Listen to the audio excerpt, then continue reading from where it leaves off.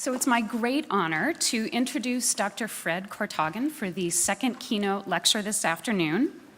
I actually first encountered the reach and relevance of Dr. Korthagen's work when I was a postdoctoral fellow at Stanford, and the then director of the teacher education program knocked on my door with great excitement, and she's a very critical reader. She doesn't often recommend scholarship to read, but she said, "Karen, you have to read this book." And it was the green and black linking theory and practice, or linking practice and theory. And it was really one of a handful of books that made a very strong impression on us as a program and as a faculty. So among writing books and engaging in a career of scholarship in teacher education and in reflection and looking particularly at this problem of theory and practice, he's been writing wonderful books with titles that are incredibly intriguing, including Teachers Who Teach Teachers, Teaching and Learning from Within. Fred is Professor Emeritus at Utrecht University, and his many honors include being recently named an AERA Fellow to honor his excellence in research. And so we're so pleased that today he can come and has agreed to speak on the topic, The Search for the Holy Grail, How Teacher Education Can Make a Difference. Thank you, Karen.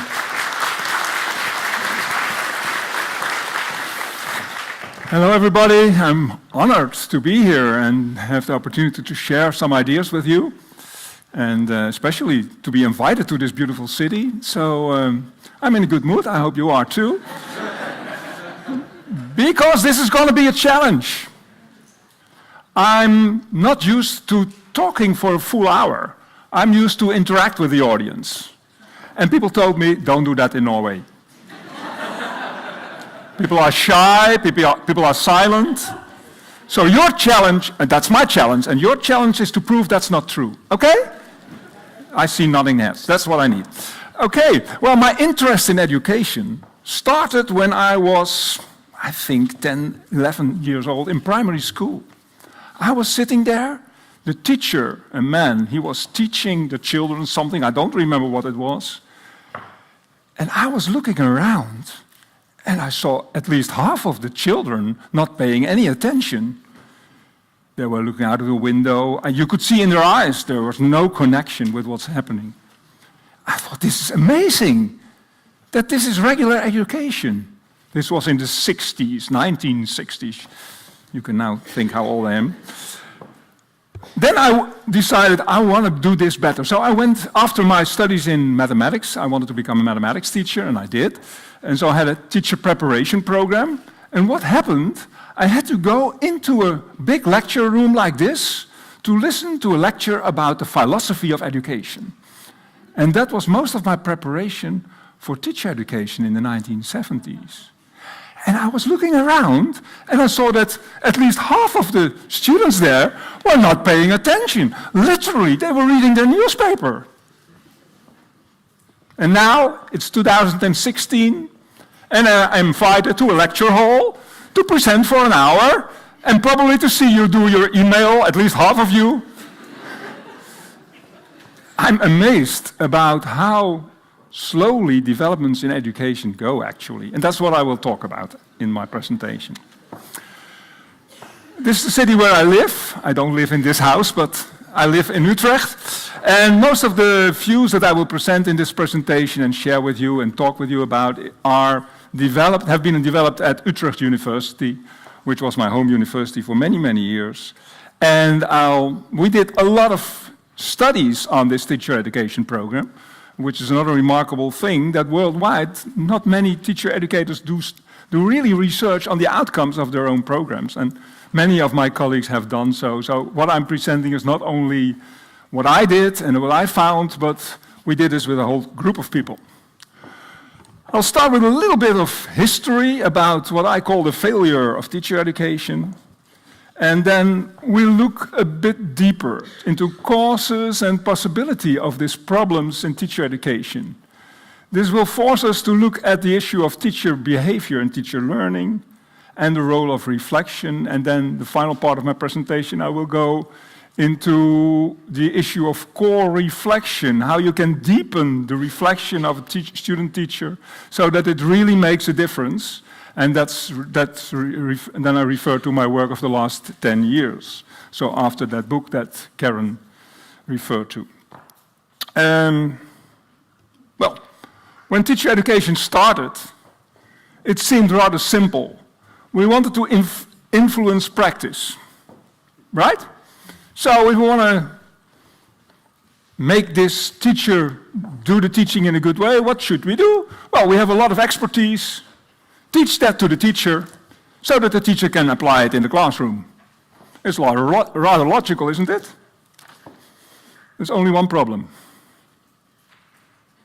You know that? It doesn't work.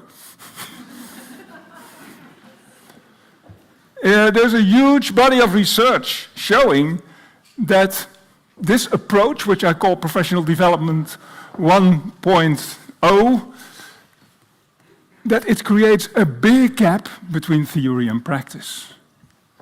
And this has been the basic problem of teacher education for more than a century. John Dewey already noticed this in 1903. So more than a century ago. Well, you may know about this work by Marilyn Cochran-Smith and Ken Seigner, summing up all the North American research about teacher education in 2005. This is a year you should remember because I will return to 2005 later in my presentation. And basically, this meta-analysis of North American research confirmed a thorough research review published before in 1998, saying that there's only very limited evidence of impact of teacher education on practice. And that beginning teachers struggle for survival in the classroom and don't feel well prepared. When these studies came out, I thought this will create a big shockwave among teacher educators worldwide. I've only heard 3 educators in the Netherlands talk about this. So what's going on? What's the problem? Well, the problem is that this is not such a good idea. And of course, you could think, well, yeah, that's the idea of lecturing to student teachers. No, you need, of course, more, but you need the lectures anyway. This is very hard to change, that idea that you need that one-way transfer of that beautiful expertise and that they really need that. I'm not saying they don't need it. I'm saying this approach doesn't work. So, why doesn't it work? Maybe take 2 minutes with your neighbor to find at least 2 causes of the limited impact of this approach. Why doesn't it work? 2 minutes. Oh, great, you're doing well. You're now taking up the challenge, you're not silent at all, great. Well, who wants to say, keep it brief, maybe in 1 word or 1 sentence, what's the problem with this approach? Now it becomes silent, you see? Maybe they were right. Yeah, good. It's not meaningful and purposeful for them at that stage. It's not meaningful for them at that stage, right. Other reasons that you found? Nobody teaches the means of application. So how do you apply that? Yeah. More? The theories are taught in a very traditional, non-interactive way. Okay. There are many reasons.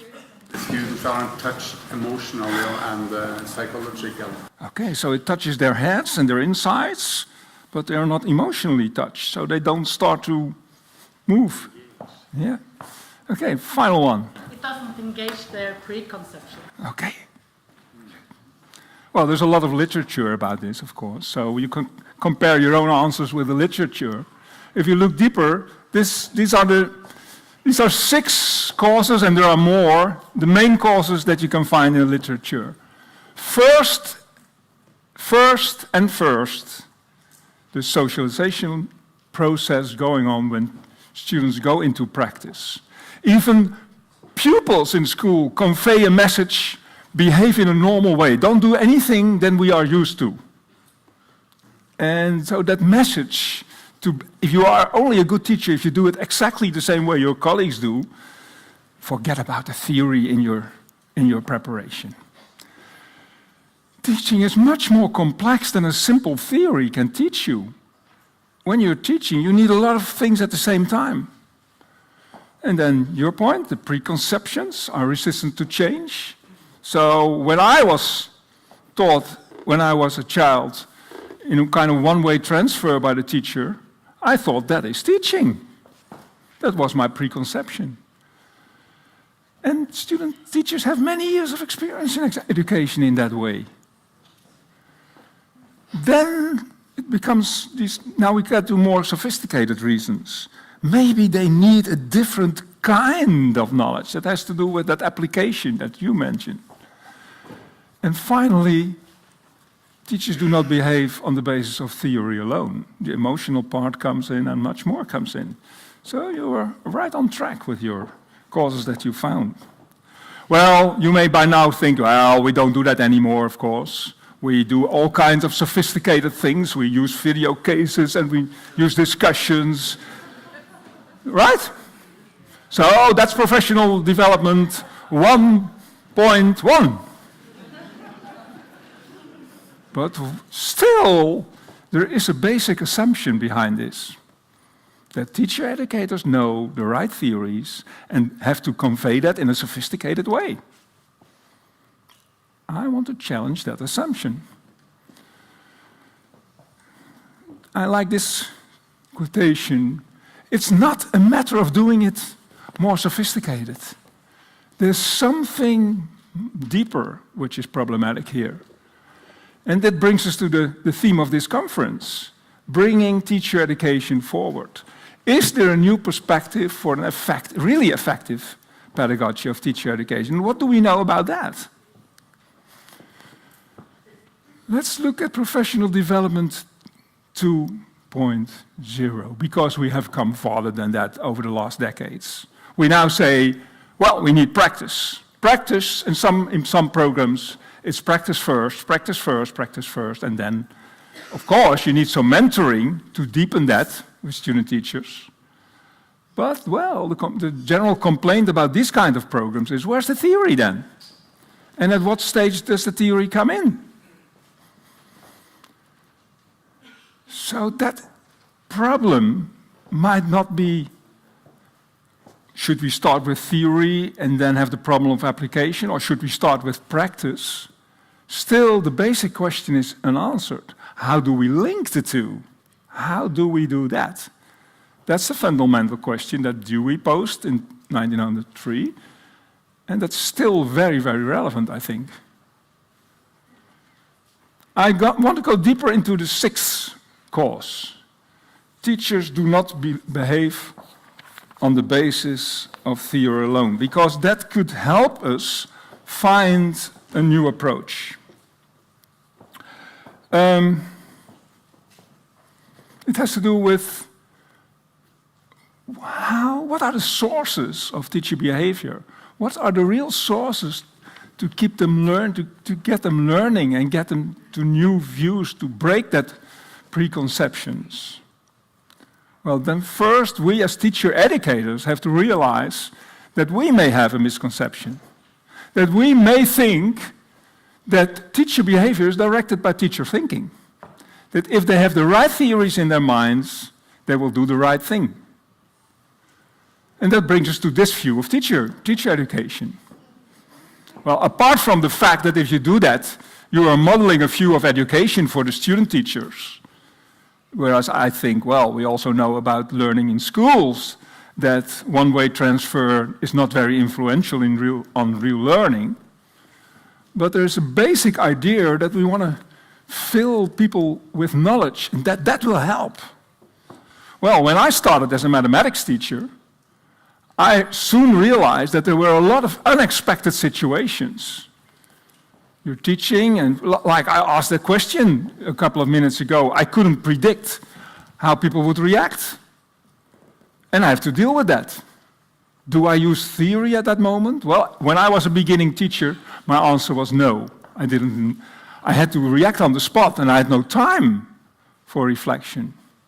No time to make a connection with theory. Maybe before I planned the lesson, because I was an enthusiastic student teacher. I wanted to use knowledge about methods of mathematics education. So in my preparation, I used it maybe, but then everything went different from what I had expected, and I had to deal on the spot with it. Well, this is what comes out from much of the research on beginning teachers. There is generally little time for reflection and little time to make that connection in action, which makes them fall back on basically simple routines. I think it would be interesting to do a small experiment with this. I'm going to involve you in an experiment, an immediate teaching situation. What I'm going to do is I'm going to show for 2 seconds a classroom situation, and I ask you, suppose you are the teacher. What would you do? Well, probably what you would do is you would think, well, what would be a good way here? But you don't have the time for that when you're teaching. So I'm asking you to play the game in a fair way, to react immediately. So please take a piece of paper and write down 2 things immediately, because then it's an immediate teaching situation. No time for real deep thinking. You just write down, what did you see, and how would you react? What would be your first reaction? Is this clear? And by now some people think, well, I don't know nothing about this classroom. I can even tell you it's a Dutch classroom, so it may be different from classrooms in your country. Right, you're correct. But still it's interesting. Still it's interesting to play the game. So I warn you, I show it only for 2 seconds, and your pen is ready and you start writing, what did I see and what would I do? Immediate teaching situation. Here we go.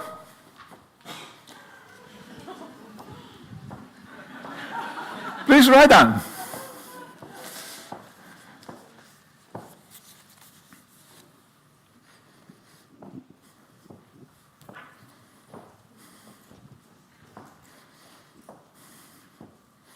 And probably by now you're thinking, is this a good reaction? Is this in line with the theory?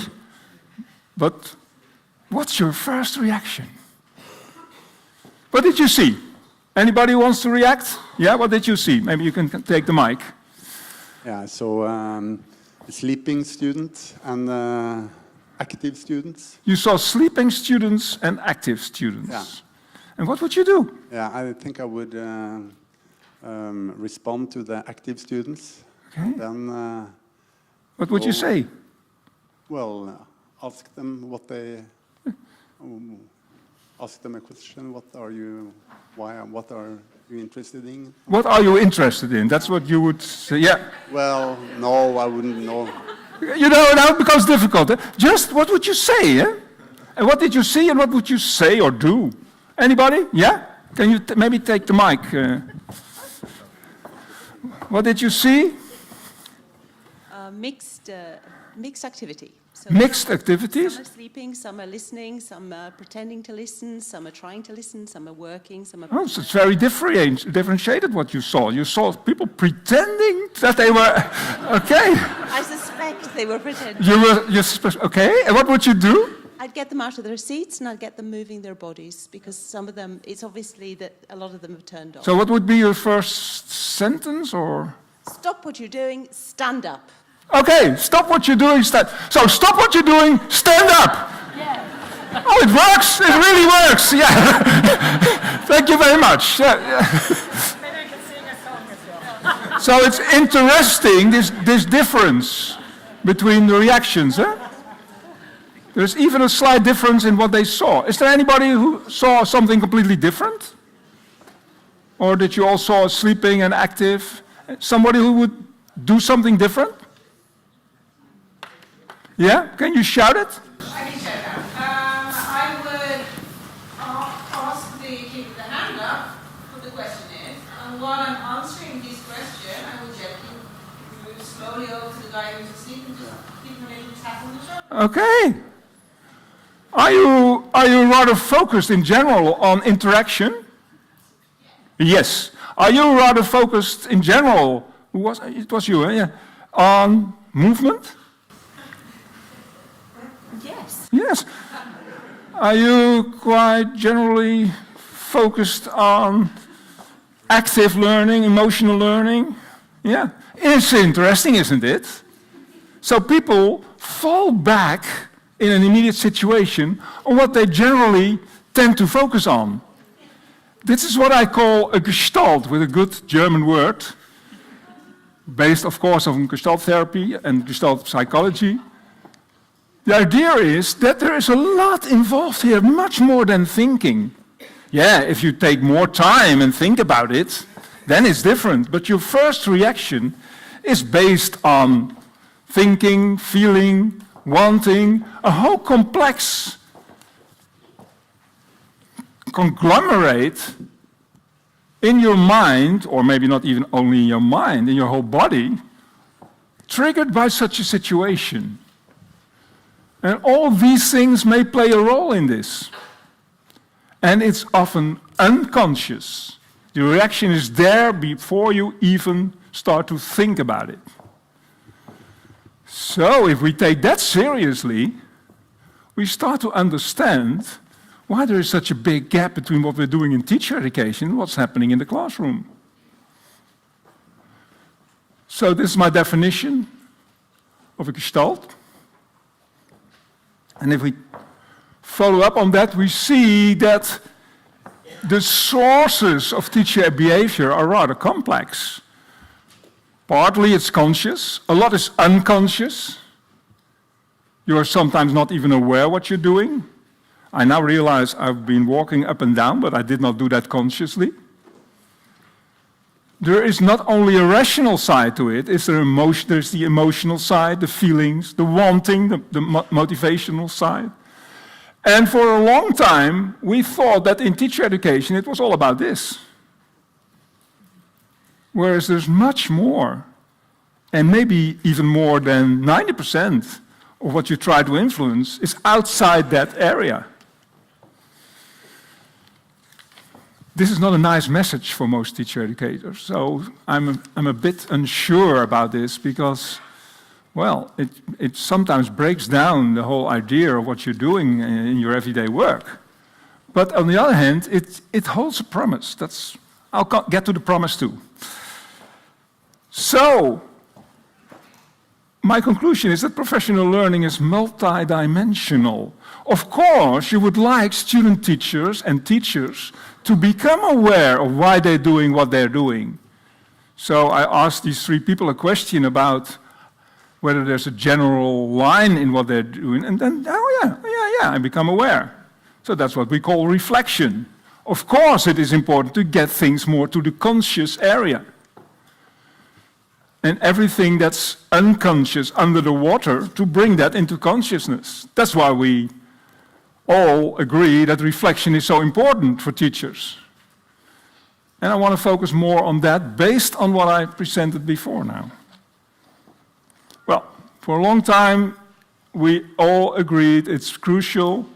Van Woerkom, a Dutch person, did research in 7 professions and identified the real strong professionals in 7 quite different professions. And she found, by talking with colleagues, etc., that the persons being the best in their profession were the ones who were reflective about themselves. They often thought and talked about, what did I do, what did I do right, what did I wrong, and why? If I talk with teacher educators, they all agree that it's important, but there's not much agreement about what is it, and how do you teach that to student teachers? And many student teachers in many programs complain worldwide that they are at a loss on what people expect from them and whether it's fruitful at all. In our country, in most teacher education programs, they use this model. It's called the ALEC model, after the first letters of the phases. It's now used in many other countries too. It has these 3 important phases. And what's good about this model, I think, is that student teachers differ in their natural tendency to give one or more of these phases attention. Many student teachers immediately skip from looking back to, oh, I should do it differently. For instance, You had a discipline problem in the classroom. Okay, I should be more strict next time. Without looking deeper of what was essential. How come that there was this discipline problem? What was the underlying thing? Which is the importance of phase 3.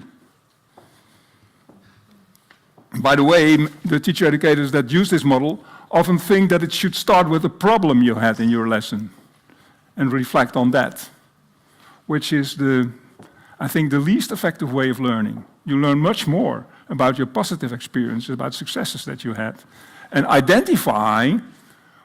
become aware of what was the secret, why this worked. What in me was the secret, why it worked, and how can I use this better next time? But still, if we compare it with that Gestalt theory, there is a risk that people look back in a rational way. We know that the sources of teacher behavior are not only rational and not only conscious. How can we help people become aware of that when looking back? And for that we develop these questions that brings in all these areas, and not only on the side of the teacher herself, but also of the pupils. By the way, most beginning teachers find it very difficult to answer these questions. They have no idea what the pupils felt or wanted. And this teacher education who had this discipline problem might make an important step to compare what she wanted with what the pupils felt or what they needed. So often, comparing these, what we call 8 boxes, 8 areas, helps people become aware where the essential problem is. Very often, by the way, it is that they wanted some things, they had goals, but they didn't do it. So purely at the left side. So this is a very flexible way for every student teacher to analyze and to get deeper into that iceberg.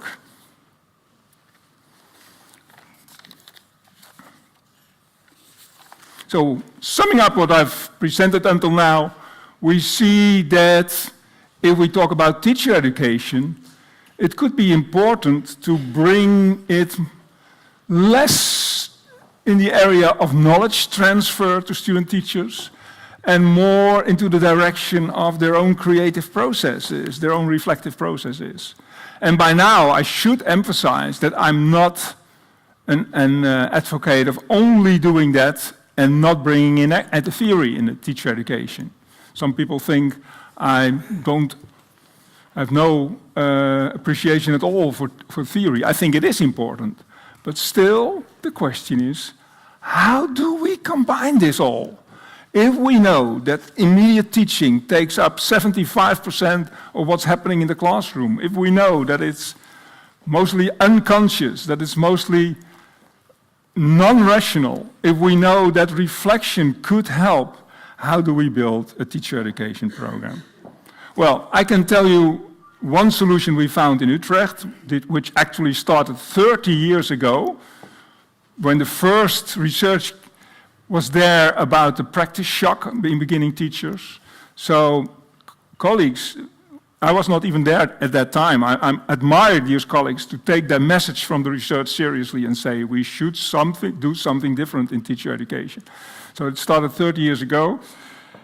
It's a program for secondary education, a one-year program on top of a master's degree. For instance, first you have a master's degree in mathematics or science or languages or geography, and then you go to this one-year program. And the basic idea is depicted in this beautiful picture by Raphael, the School of Athens, where in the center you see Plato pointing upwards to the world of ideas and Aristotle pointing downwards.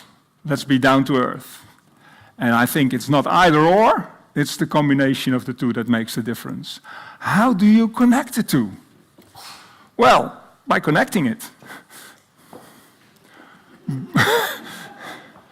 By not saying let's do this first and that second or the other way around, but by building a program commuting between theory and practice. And think about how you start with practice, what kind of practice. In the Utrecht program, we deliberately did not start with classroom teaching. because that's the worst way to start with practice. You get immediately that socialization effect, you get immediately survival behavior. Those gestalts are triggered then. So what we did was we started with one-to-one teaching.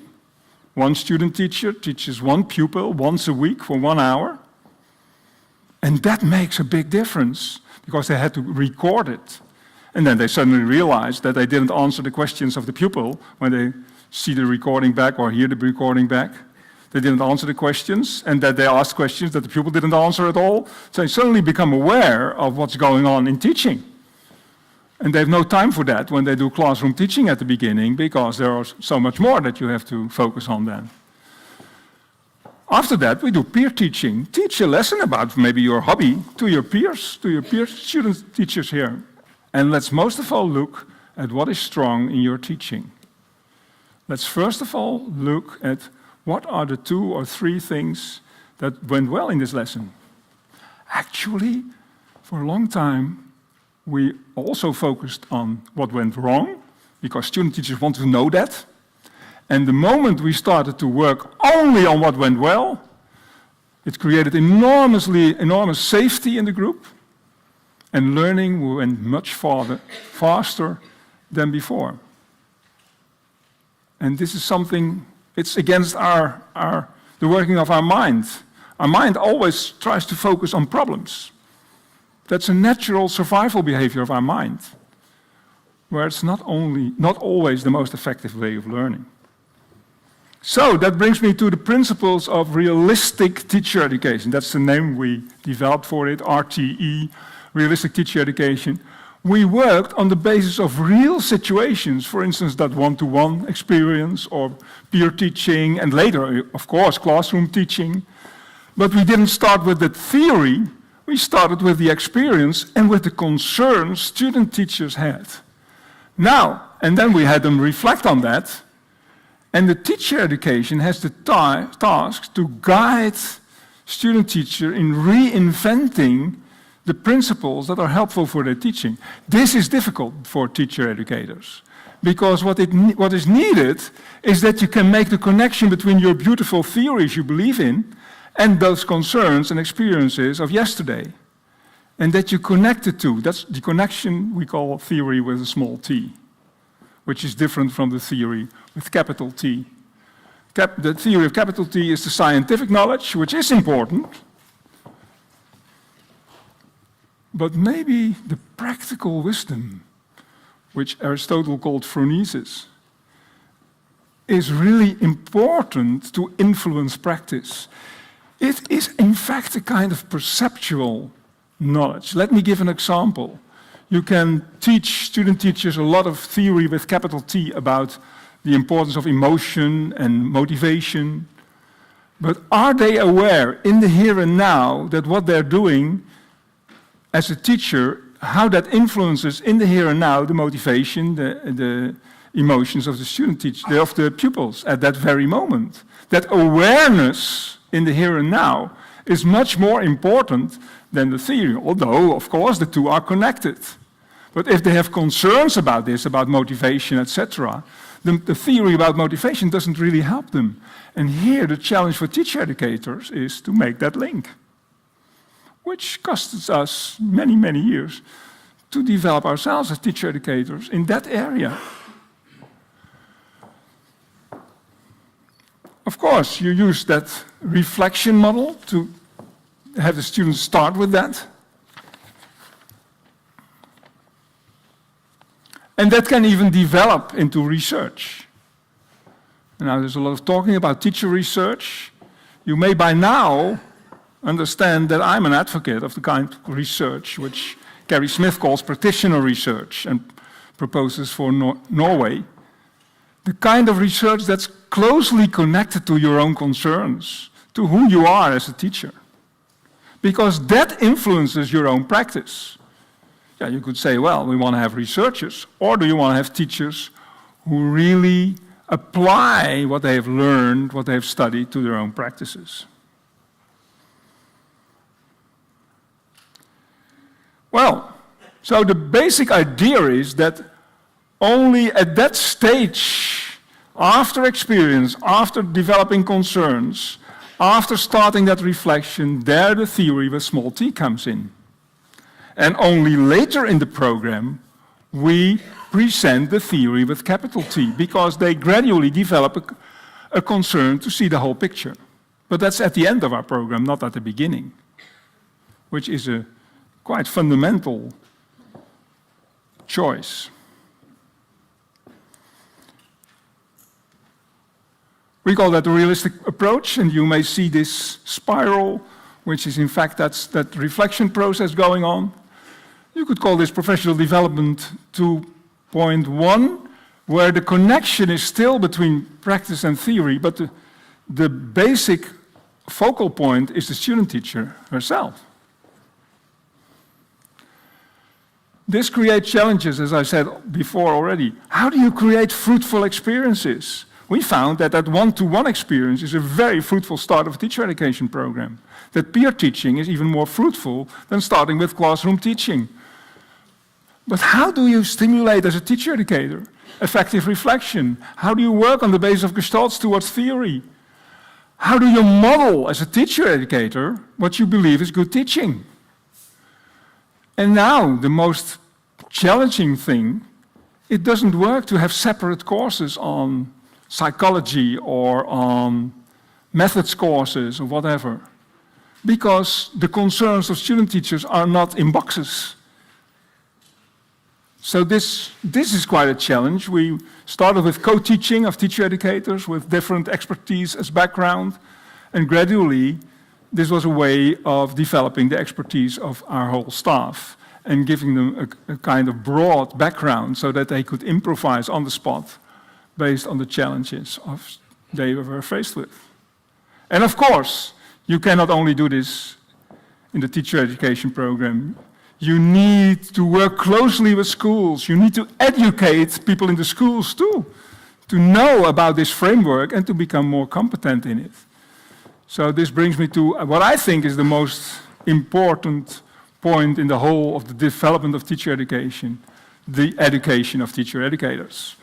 And remarkably, in this field where we all talk about professional development, there's almost, in just a few countries, there's a formal program for educating teacher educators.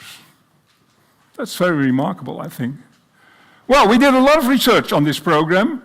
This is an article where we summed up a large study into all students that from our program that we followed through the first 3 years of their teaching.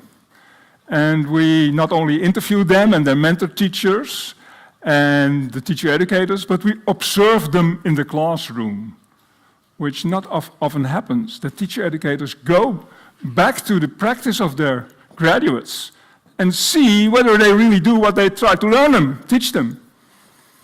And we found that some basic goals of our program were really enacted by these student teachers. So this came out in the year 2005, where the whole shock was, does teacher education make a difference? And we could publish this and say, yes, it can. But it requires quite some things, which are elaborated in this article. And now, the latest development, and I take 20 minutes more for that, is on that person of the student teacher. More and more, we've come to see that that student teacher who is reflecting needs more attention as a person, because a lot of the problems a person encounters have to do with personal issues and not general issues of teacher education or teaching. There is research that warns us that if student teachers only think about what should I do better next time, they miss meaning-oriented reflection. So in this diagram, if step 3 is not there, if student teachers are not aware of why things happen, then this research showed that there is no long-term learning effect. It's quite quite striking research that these people carried out. They showed that if you want to have long-term learning in teachers, they need to do meaning-oriented reflection, whereas teachers tend to do action-oriented reflection. And this brought us to this model to help student teachers be more aware of where the meaning could be. This is what we call the onion model, briefly. It's officially the models of levels in reflection. And it has these levels, which best way to explain it is this by an experience. So I want to involve you in this. Yes, I'm going to do this by giving you a small reflection exercise now, and then I'm going to follow up on that and explain the onion model. I'm going to ask you to think back of something from your work of the last few weeks that you found inspiring, that you find successful. Take some time. And I'm going to ask you to reflect on that not in an analytic way, but I'm going to now start a holistic reflection. Can you see that situation as if you are there now again? Can you see it in your mind's eye? An inspiring situation from your work from the last few weeks. Sometimes people come to me after a presentation and they say, my work is not that inspiring. If that's the case, take something that's nicer than usual.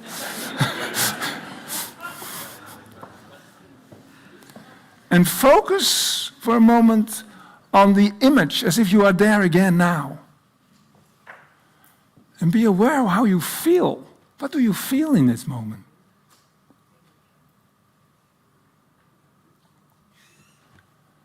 And now I expect that there is some wanting in you too, that there is something that is important, that drives you in your work, that was realized in this situation, because you found it an inspiring situation. So check for yourself. What's your wanting behind it? What did you want in that situation that probably succeeded? What is that? This is so important for teachers to realize what drives them. What's their ideal?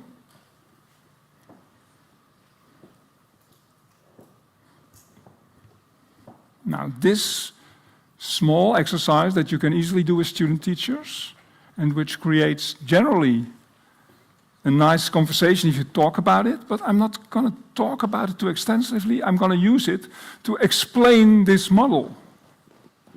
Is there someone brave enough to share with me something about this inspirational situation? And what I want to do is go through the layers with this person in 2 minutes. Which is not dangerous at all. It's generally exciting and very nice because you become aware of your own strengths. Is there someone willing to do that? This is different from the other exercises, isn't it?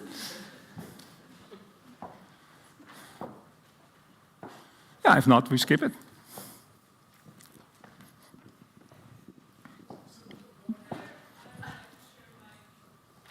Yeah, you're too far away. Can you come? This is great. You need an applause. So this person at least has 2 core qualities as a person. You recognize them? Courageous. Yeah, I didn't realize that. Hi, great that you're here. What's your name? I'm Krina Damsha. I'm a postdoc at the faculty here. Okay, can you say your name again? Krina Damsha, postdoc at the Department of Education. Okay. This might have been a wrong choice. No. It's the only good choice you could make today. Can you, in just a few sentences, describe for all of us your inspirational situation? Just very briefly. It was part of a situation in which I redesigned a small research methods course. Actually, it was a thesis seminar in which students actually worked on their research proposal for the master thesis. And initially, they had a very not much structure and guidance throughout the semester, so they just had to prepare a proposal and hand it in at the end of the semester. So I brought in some formative elements, a number of sessions in which we met, lectured a bit about research methods and how you write a research proposal. We gave each other feedback, peer feedback, and so on. And if I may interrupt you, you were describing what you encountered, the student teachers you were working with. Context. You're also describing your behavior now, huh? Yes. So what's the essence of your behavior in one sentence? I intended to provide the students with the knowledge and the tools and the process to understand the research process and to generate own research knowledge. So that you gave them a framework, actually. Yeah. Right. And what did they do? Because you found it inspirational. What did you see happening? Inspiration was the way students engaged, and it wasn't just an incidental moment, it was repeated. Okay, great. So that's what you saw in your environment. Do you have the competencies to bring in this framework? Are you good at To it? some extent, I guess. I am trained as a researcher. Yeah. I could share with them at least my basic So you knowledge. developed the competencies and you behaved on the basis of those competencies. That's what we all understand. This is what teacher education about. Develop competencies, then you can behave like that, and that will influence your environment. But now we go deeper. There's a belief in you behind this, about the situation you were in. I believe that if provided with the right framing and the right tools and knowledge, students can develop an understanding of research and even enact. Okay, so you have a vision about this, huh? Yes. Great, I'm great. hoping so. This is where often teacher education comes at a boundary. Sometimes student teachers don't seem to develop the right competencies. But generally, that means that there is something in their belief system that works counter to that. They don't believe it's helpful to them because they have a different view. And for you, it's in line with each other. Eh? Can you feel that it's all in line until now? This is very important. In an inspirational situation, there's often what we call flow. And that's characterized by alignment between the layers, a harmony between the layers. Let's go further. Who are you in your work? How do you define your It's a tough one. I prefer not to answer this. Pardon? But I'm a researcher who has a strong belief in the idea that research can be taught and learned, and that we can contribute to that by being good teachers. Okay. So I feel something like a connector between that theory and the practice. Hopefully. Yeah, okay. Yeah, Scandinavian people don't say, yes, that's right. They say, hopefully, okay. And then we... Actually Romanian, so it doesn't really fit. You don't want to go to the mission part, which is simply your ideal in the city. You had an ideal. I think what motivated me was, first of all, trying out a pedagogical intervention. And the other one was, of course, trying to provide the students with the means to achieve some knowledge of research. Which is in line with how you define yourself in that situation. You see that alignment, and now at the end, you have personal characteristics, personal features that makes this possible, probably. I can feel them right now. Can you feel them? Can you feel them? What do you feel? Maybe they tell. Yeah.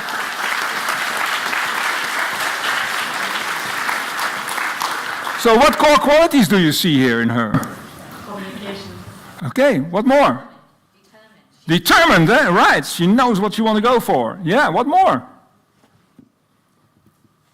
Clarity of vision, etc., etc. If I go on, I can at least mention 10 things. And this is interesting because that all influences the other layers. That's where the person becomes a strong professional. Because there's alignment between all these layers, and there's alignment between who she is as a person and her professional behavior. Can you see that? Now I lost my clicker. Oh, yeah, here. So, what we can see, these are some other examples just to bring you into the area of core qualities, which is different from competencies, from skills. And I like this quote. It's the teacher as a person, and here the teacher educator as a person, who makes the difference.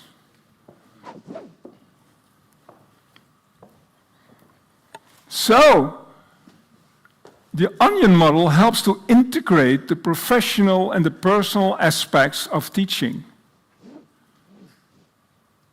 And Tickle, a British educationalist, has said, it's strange that we have overlooked this for so long, that these personal characteristics, which I call core qualities, are so important.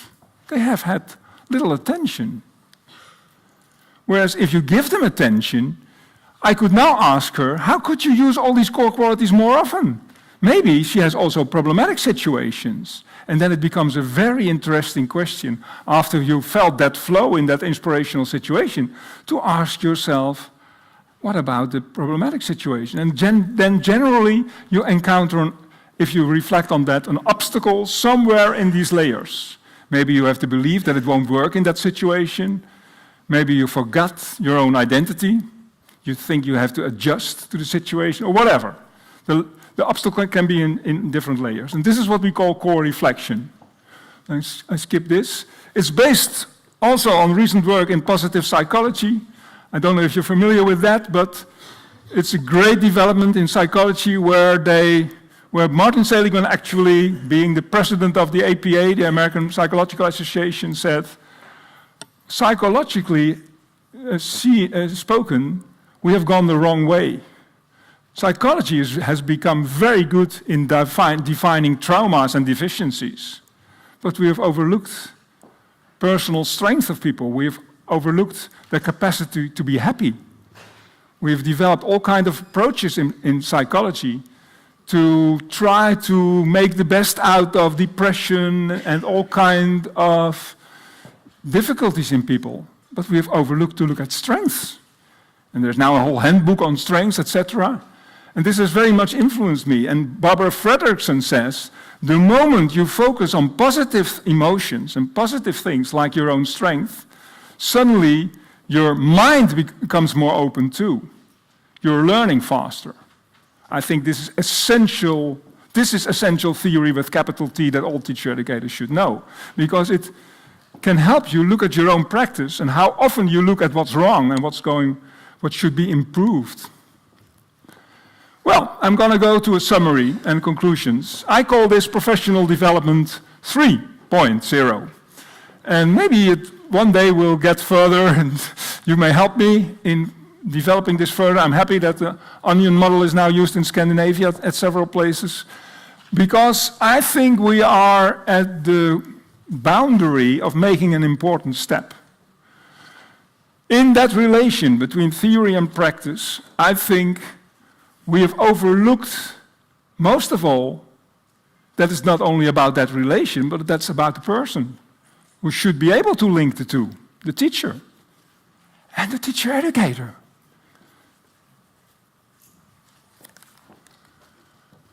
We have this reflection model.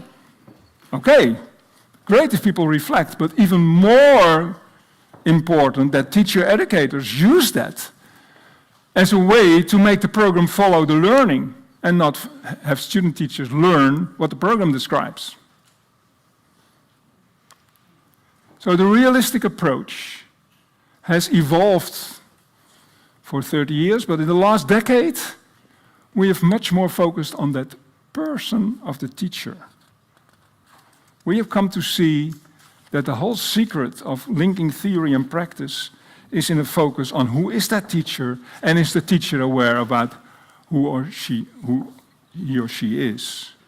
There is that beautiful saying by Hamacek, consciously we teach what we know, unconsciously we teach who we are. So, my summary is that professional behavior and professional learning are multidimensional and often unconscious, which sounds rather complex, but it becomes very interesting if you take that seriously. Then suddenly you see new possibilities to use that onion model to arrive at that what was unconscious, the multidimensional aspects in your work. You connect more with people's ideals, like we did in that small conversation. Ideals and passion of teachers have only come up over the last couple of years as being very, very important. as a driving force for teachers. What are they motivated for? Do we talk about that with them? What are the core qualities they have to arrive at their own goals, at their own ideals? And then you get at personal professional development. You can help student teachers to connect all these layers, to connect who they are with their professional behavior.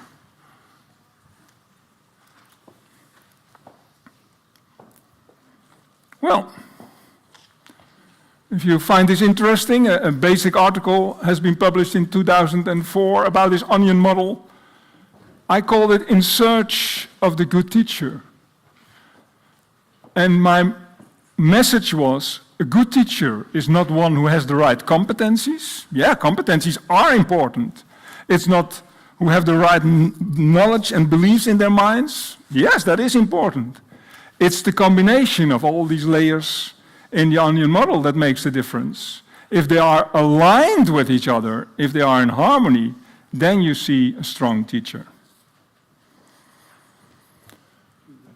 Good teaching can thus not be reduced to technique. Good teaching comes from the identity and integrity of the teacher. Well, this requires some program change. This requires quite some development, most of all for teacher educators. I hate to give that message. And so, in the Netherlands, for many, many years, we've been building experience with professionalization of teacher educators, which really makes the difference, I think. The teacher educators not only know this, but get trained in how to do this. So, in many places in the world, I give workshops on core reflection. How do you do that? How do you supervise student teachers? How do you coach them? On the basis of real experiences, using this model. What kind of things do you do then? And how do you bring in yourself there? Because it's all about person. Well, Karen already referred to this book. It was published in 2001. It went, let's say, to professional development 2.1. It's great. It's picked up in many, many places in the world. It has been translated into, I think, 5 different languages. It's very interesting to see your own work in Japanese, for instance, and in Korean. And it's really changing education there. There's no country in the world where they do so much with this work as in Japan. So we have to keep up with them now. And my latest work has been on core reflection, in collaboration with 2 American people who are very influential in my thinking. And, well, that's it. Thank you very much.